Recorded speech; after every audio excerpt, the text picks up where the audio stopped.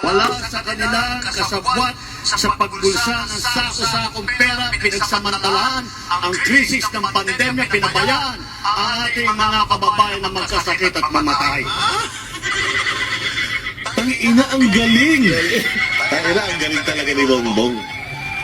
Sako-sakong pera daw ang ibinulsa. Nino!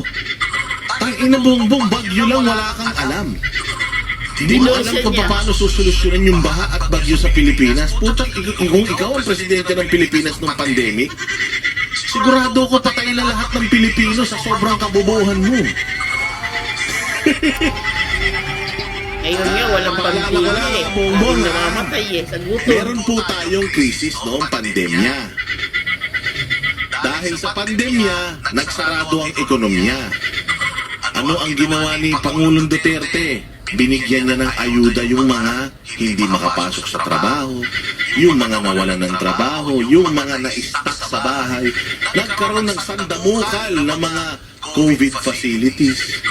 Nabayaran ng PhilHealth lahat ng mga nasa ospital na nagka-COVID. Maraming namatay, putang ina ka. Buong mundo maraming namatay, Bongbong. Hindi lang sa Pilipinas. Kung makapagsalita ka, kala mo naman sa Pilipinas lang maraming namatay. Punta ka sa India, punta ka sa Spain, pumunta ka sa Japan. Ang dami ding namatay dyan sa Singapore. Italy din, France, maraming namatay. Pero, sarado ang ekonomiya.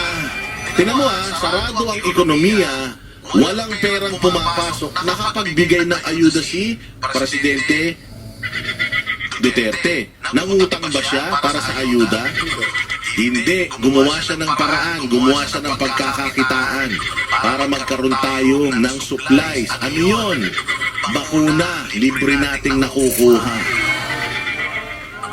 Habang yung ibang mga bansa katulad ng Amerika, nagsara, hindi lalabas ang bakuna, sa atin muna. Si Pangulong Duterte nakipagkaibigan sa mga bansa para makakuha ng bakuna. Maiturok, putangin na mo, pati ikaw nga, tinurukan eh. Pati nga mga pamilya mo, tinurukan libre. Makapagsalita ka, nagbibigay pa ng ayuda. Wala nang perang pumapasok, nagbibigay pa ng ayuda si Duterte noon. First tranche, second tranche, third, tatlong tranche. Pucha yan, halos 3 taon. Nasarado ekonomiya. O ngayon, binuksan na ekonomiya. Binuksan na ekonomiya. Ikaw naging presidente, open na lahat. Bukas na mga mall, bukas na mga opisina, balik na sa normal ang mga tao. Pucha, yung ayuda, namimigay pa rin kayo? Namimigay pa rin kayo ng ayuda hanggang ngayon? Tapos na yung pandemya, namimigay pa kayo ng ayuda, mga kumag kayo? Yun ang korupsyon. Paano mo sasabihin korap? Noong panahon ni Pangulong Duterte, tinaas ang sweldo ng pulis, tinaas ang sweldo ng sundalo. Namimigay pa ng ayuda. 10 taon yung passport, 10 taon yung lisensya. Yan yung presidente may nagawa.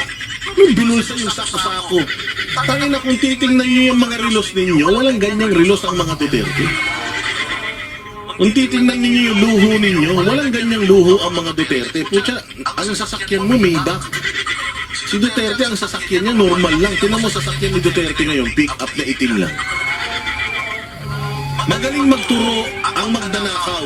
O, ganyan ang mga magdanakaw, magaling magturo ng mga, ng iba para malihis sa kanila. Sabi nga, kung sino yung unang nagsabi na mabaho, siya ang umutot. Ano pa sasabihin? Puta, fake news, di ba?